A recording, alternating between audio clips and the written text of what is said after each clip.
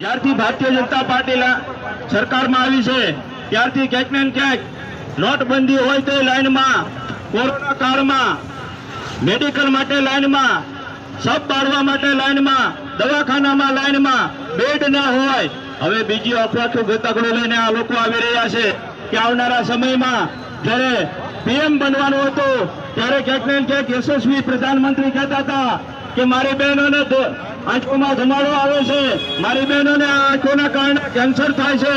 તો શું હવે તમે જે ઉજ્જવલા ફલાણી યોજના લાવી અને બહેનોને જે ભોળવીઓ અને ગેસના બાટલા ખોટી રીતે વાતો કરી અને દર વખતે જે બનેવી છે એના કંધા ઉપર વધારેમાં વધારે ભાર નાખવાનું કામ કર્યું છે, એ ભાર તો સહન ન થયો. પણ હવે પરિસ્થિતિ એવી થઈ ગઈ કે આ પરિસ્થિતિના કારણે હાલમાં પરિસ્થિતિ એવી બની છે કે હવે ગેસના બાટલા મળતા નથી.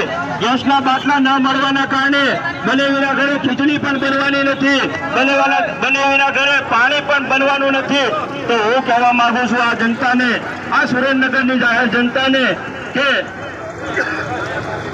સુરેન્દ્રનગરની જાહેર જનતાને કહેવા માંગુ છું કે ક્યાં સુધી આવી રીતે અન્યાય સહે છે, ક્યાં સુધી આપણે આવી રીતે આપણા ધંધા ઉપર ખોટા ભ્રષ્ટાચારીઓના કારણે આપણે આર્થિક બોજો કરશું.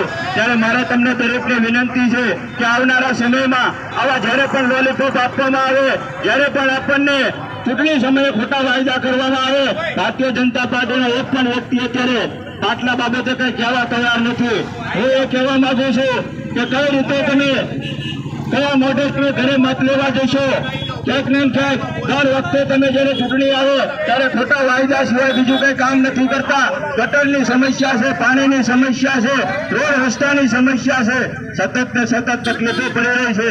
ત્યારે હું આ સુરેન્દ્રનગરની જનતા અને સુરેન્દ્રનગર જિલ્લાની જનતા અને દેશની જનતાને કહેવા માંગુ છું કે એક વખત આ ભ્રષ્ટાચારથી બચવા માટે એક વખત આ ભારતીય જનતા પાર્ટીને જાકારો આપો, જેથી કરીને એને ખબર પડે કે લોકોની શું સમસ્યા છે.